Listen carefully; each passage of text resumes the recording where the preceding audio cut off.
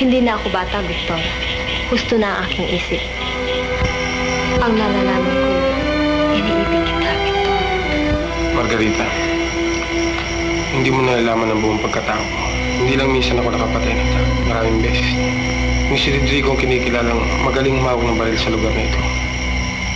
Gayon din ako sa akin pinanggalingan.